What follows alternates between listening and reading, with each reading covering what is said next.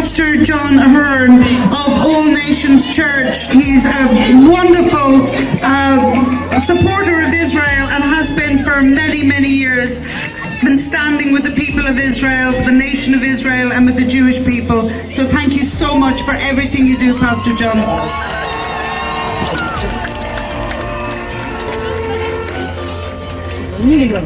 Hello, Dublin!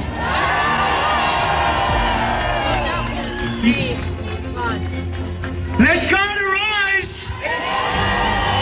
Let his enemies be scattered. Why am I here today? I'm here as a husband, a father, and a minister to publicly and unapologetically stand with Israel and condemn the actions of those who spread hate and lies under the guise of so-called Palestinian liberation. You see, it's really no different to those who glorified the cause in the 70s, justifying the murder of innocent people in Northern Ireland in the name of Irish liberation. I'm here as an Irishman who believes in the principles of freedom, faith, family, respect for life, democracy, dignity, and decency, each of which were violated by the barbaric acts of October the 7th, a day that saw the biggest loss of Jewish lives since the Holocaust. And yes, the loss of Palestinian lives since has been tragic. One life lost is far too many.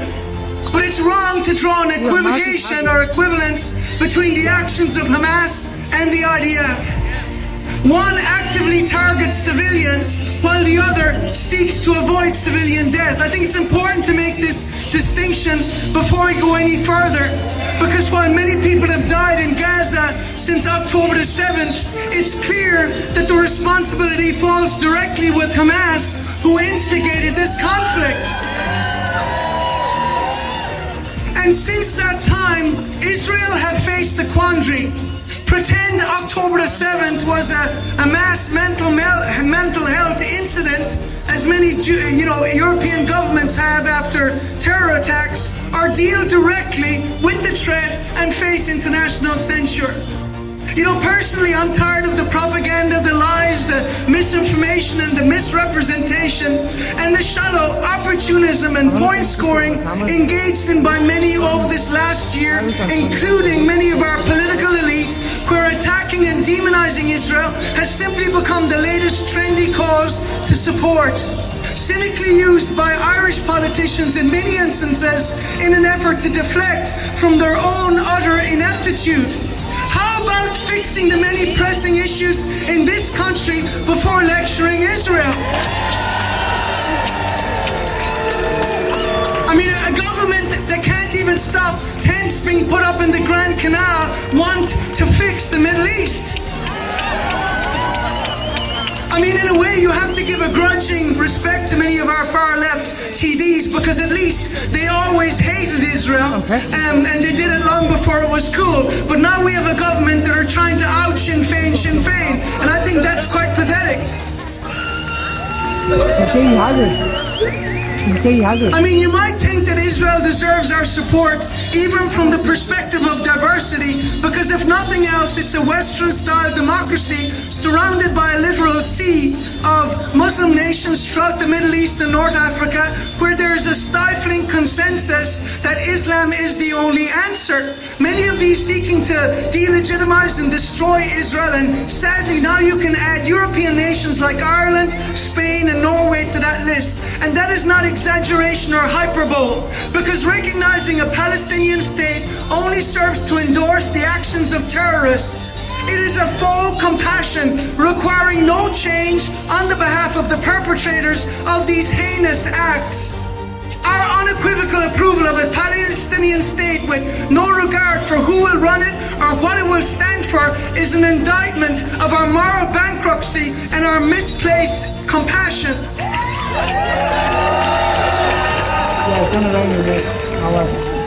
As a Christian, it's clear why I would support Israel. I live by a Jewish book, and I worship a Jewish Savior. Because I love the God of the Bible, it's clear that I would love the people of the Bible. And the Bible commands us to pray for the peace of Jerusalem, and it does. And by direct inference the state of Israel, because Jerusalem is the capital of Israel and has been for thousands of years. You know, I love this city of Dublin. It was founded in 988 AD, and yet 2,000 years earlier, King David chose Jerusalem as the capital of the state of Israel. And but you can see therefore that the Jewish people are the indigenous people to the land of Israel. And so, but notwithstanding the fact that as a Christian I stand with Israel, even if I wasn't, I would do so for three reasons very quickly. Firstly, history. Ecclesiastes 1:9. What has been will be again. What has been done will be done again. There is nothing new under the sun. There is nothing new, especially if you are a Jew. You celebrate Purim with good reason. Study history and you will see patterns emerge in the behavior of individuals and nations. And this is why, again, while it's an overused phrase, the one thing we learn from history is we don't learn from history. Nazi Germany is a warning of what happens when you vote for and empower the wrong people.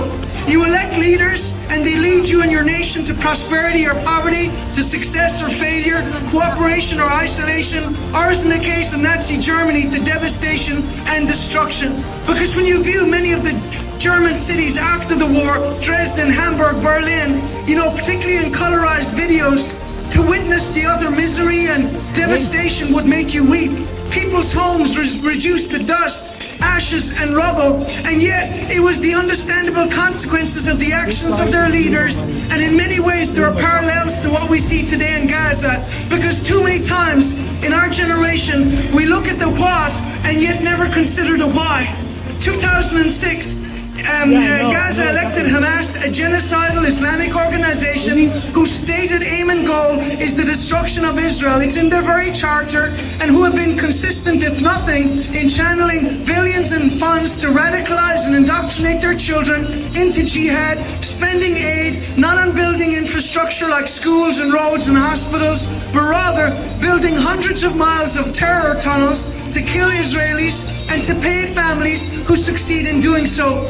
Is it any surprise, therefore, after the unprovoked attack in October, a blatant declaration of war, that devastation and misery ensued for the people of Gaza?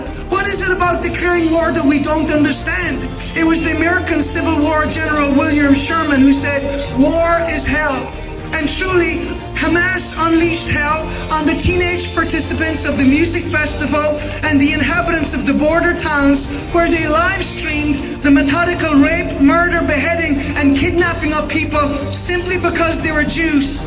You see, there is a biblical principle. They sow the wind, they reap the whirlwind, Hosea 8 and verse 7. You see, what has been will be again. What has been done will be done again. There is nothing new under the sun. You see, the acts of October the 7th, while cruel and barbaric, were not without precedent. They were not novel acts for those who have studied history and are aware of how jihadis operate. They've been doing it for over 1,000 years. And in light of this, therefore, our willful ignorance of history is unforgivable. You see, the history warns us that we ignore the lessons of history at our peril. Naivety, therefore, is not an option for those who value survival and normality. And this is why Israel have had to build walls and checkpoints, because of the threat of jihad. And surely October the 7th is proof to the world of what would happen if the Israelis didn't have walls to protect them from this so-called resistance. Resistance now rewarded by Ireland, Spain, and Norway. And I think that is, tragic. And, this week to have Hamas sending a message of thanks to our government is shameful. Our government have brought shame on our country. They have brought shame on our country. Because if you have Hamas congratulating and thanking you, you clearly have the wrong policies, and you clearly have the wrong ideas that you are promoting. And so, again, our second Taoiseach gave his condolences to Germany after the death of Hitler. Clearly, Ireland didn't stand on the right side of history then, and we don't stand on it now. You see, history warns us that unless we are vigilant, Old hatreds and prejudices rise early, and sadly it seems that never again is now. You see, respect must go ways. Just give me a few minutes and I'll finish. But respect must go both ways. And this is one thing our nation has not given Israel. I laugh when I hear our Taoiseach pompously talk about how Ireland will have a place at the table with regards to the negotiating peace and the two-stage solution. I mean, the lack of self-awareness is mind-blowing. You know, our state media runs cover for the government, spreading lies about Israel. The Twitter accounts of some of our highest-ranking politicians seem more like parody accounts when it comes to Israel. Many of our political elite have called for the expulsion of the Israeli ambassador, along with platforming people with an irrational hatred for Israel, as seen with the Eurovision. You see, I look at Irish history, the prejudice, the pogroms, the government sympathizing with dictators, and I realize there is nothing new under the sun. You know, the second thing is literacy. Literacy is defined as an ability to read or write, to speak and listen in a way that helps us to communicate effectively and make sense of the world. It means compliance or knowledge in a specified competence or knowledge in a specific area. And what it simply means is your ability to use your brain that God gave you to navigate through the lives of our age. And this is the problem with our generation. We scroll rather than read. We feel rather than think. We take sound bites from radio, TV and social media, and thus our generation has knowledge that's a mile wide and an inch deep. And this is why education is so important. It was Rabbi Jonathan Sachs who said, to defend a country, you need an army, but to defend a civilization, you need education. And this is why we need to play a part in educating the next generation, because lies and misinformation abound. How different is much of the content online today from what was in magazines and newspapers in Nazi Germany, and yet many people are devouring that content, lies and tropes presented in a new format, and yet it's the same old lies. The lies that, you know, Jews control the media. I mean, that would be funny if it wasn't so ridiculous. You know, Jews control government. Well, not the Irish government. We're boldly flying the flag of terrorism, resistance. And so, you know, we're seeing in Europe this brooding, irrational, anti-Semitic hate that hasn't been seen since 1930s Germany. And it no longer seems to carry a stigma. Some people now wear it as a badge of honor, expressing hateful views without fear or embarrassment. I mean, just look at Trinity College. I mean, I used to think Trinity was for smart people.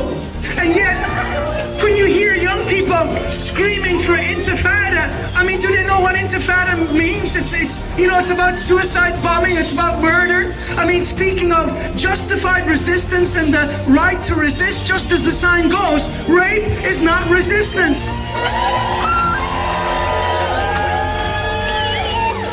You know, the very fact that some of us had to consider our safety, and in particular your safety today, is an indication of the toxic environment that has been created. But we concluded this: we live in a free country,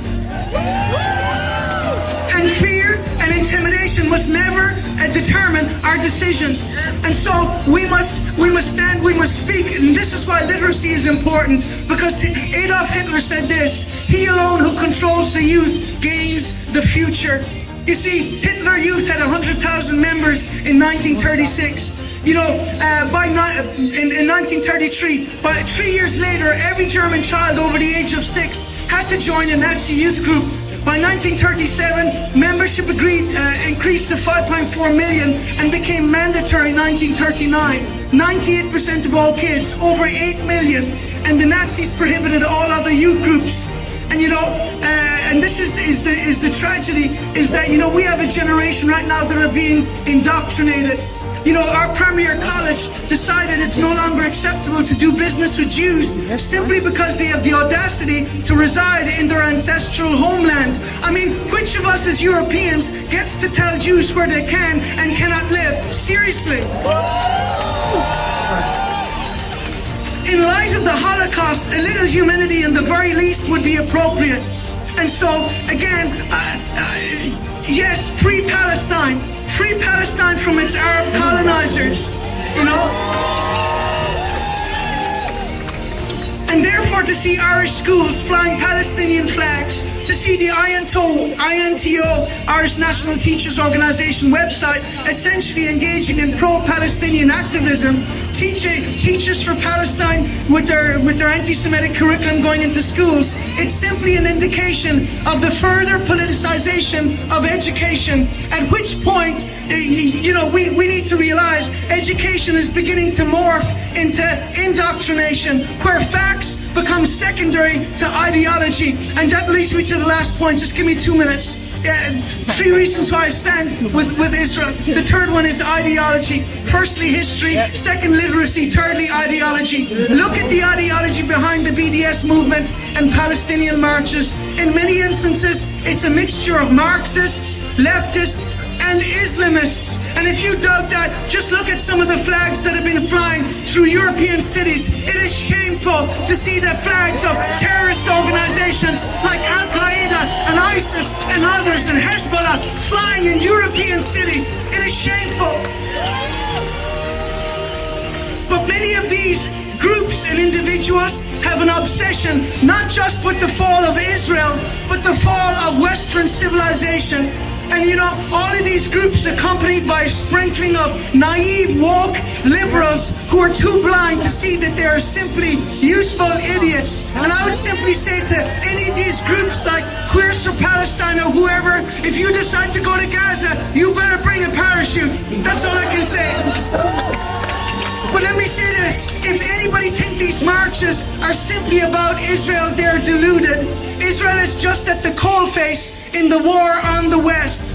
Protesters are part of the so-called Great Reset. Many of them are not just anti-Zionist, which is a new politically correct term for anti-Semitic. They're anti-capitalist, anti-democratic, and ultimately anti-freedom. And I will say this, as a pastor, as a minister, I have a vested interest in freedom of speech and freedom of religion, of which I would have neither if these forces were to prevail. And so when people deride Israel as an outpost of Western democracy, understand this, the outpost is all you have. After that, the enemy is at the gates. And in many instances, that is already happening here in Europe. But be under no illusion. First, the big Satan, and then the little Satan. First, Israel, then America and the West. And it doesn't take a great intellect to figure this out. There's a pattern going back over 1400 years. And therefore, it is disingenuous for people to say that there would be no problems if Israel didn't have a right-wing government. Let me say this, October the 7th would have happened whether you had right-wing, left-wing, or somewhere in the middle. It would have still happened because ultimately people are missing the point. According to Jihad, Israel must fall, and after that the Western world. And therefore for the Taoiseach to pretend that Hamas are not representing Palestinians is disingenuous to say the least. And the government are unwittingly aligning this country with terrorism and have brought shame onto this country. 60 seconds. If you are on the same side as Iran, you are on the wrong side. Iran have promised to wipe Israel off the face of the map, but they will fail. And like I said, for those disparagingly referring to Israel as an outpost of Western imperialism, is that bad? A nation that holds to Western values in the midst of nations where there are very different values inconsistent with our own. Values like, child marriage, polygamy, acid attacks, honor killings, death to gays and apostates. Let me say this, not all cultures are equal, and if ours is to have a future, we have to be able to say that. And this is why in the warped mind of a jihadi, Israel has to be destroyed. And so whether you're talking about a one-state solution or a two-state solution, it really is only a step towards their ultimate objective, which is a final solution. And therefore it's utterly illogical to claim that you condemn the actions of Hamas on October the 7th, and yet you endorse a state that will be led by Hamas. Because, as I finish, a Palestinian state will not be democratic. It will simply be yet another dysfunctional terror state intent on destroying Israel. It will be a platform or a base from which to launch regular jihad attacks. How how do I know? Hamas enjoy overwhelming support. Some surveys say over 80%, and therefore, even for the actions of October the 7th, amazingly. And so if you're expecting the new Paris of the Middle East, in Palestine, don't hold your breath. Just hold your nerve and stand with Israel, because even if nobody else does, God does.